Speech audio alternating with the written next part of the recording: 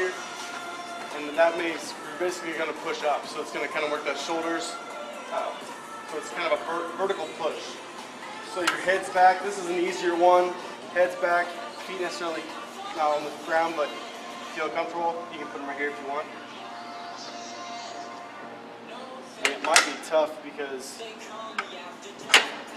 all this does is change where you're starting your push from. Because if it was all the way up, you might be starting here. If you lower it all the way down, you might start here and not get a whole lot of range of motion. So go ahead and push up. Good. There you go. You always want to exhale when you push up, inhale down. So make sure you're breathing throughout the reps so you don't get lightheaded, especially when we're doing a higher rep count, working on the endurance. So you see how your hands start here? Now I want you to push it up to 1 and then see where your hands start. And it's okay if you're deep. So see how your hands go up? So you're starting with, now go ahead and do it. So that's a little bit more range of motion, but you're working that shoulder joint, so that's good. So this is the third upper body machine, and I'm going to show you some lower body machines we can use as well. Because you got to use it the whole body. So the machines we can use over here, and it might be a little small for that one, but this one I think will be fine. We're going to go ahead and sit into it. I'm just going to say right now that you're probably going to be, I'm going to push you up, so go ahead and lean forward. Keep leaning forward. Scoot your hips, scoot your hips. There you go. I'm going to say you're at a 1 here.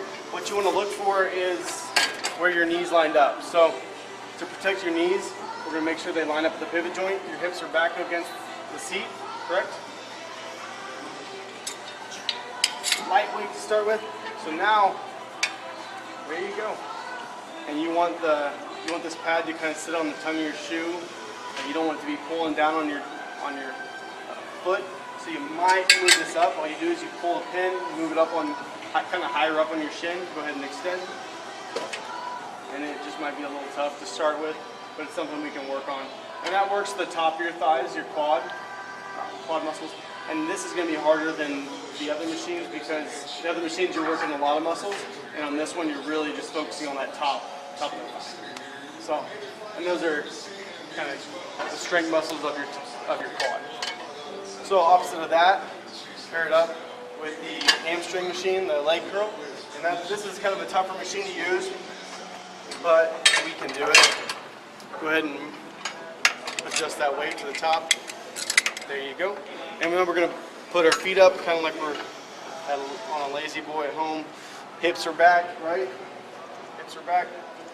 There you go. So now we're going to pull this pin. To pull this pin, all this weight is on this little tiny pin, so you're just going to push up just a tad.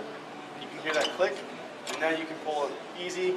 You're going to put that, you're not going to push it onto your thighs, but it's going to be there to hold you down. So now we can curl, and when we curl, our butt's not skewed now for this pad. So you kind of feel that pulling muscle. So it's kind of like a curl you see people do with your biceps and your arms, but it's for your hamstrings, your legs. So there you go. And this is the 5th machine. So when you're done, go ahead and move that up for me. So you're all the way up to that pin. There you go. Nope. Don't put your feet. You're good. You're good. Go ahead and swing out. There you go. Nice, easy. Well, I just don't want you to put your hand over there when the weight stacks up because it'll pinch it. Yeah, it won't feel good. But that's the 5 machines, 3 upper body, 2 lower. You have any questions? Okay.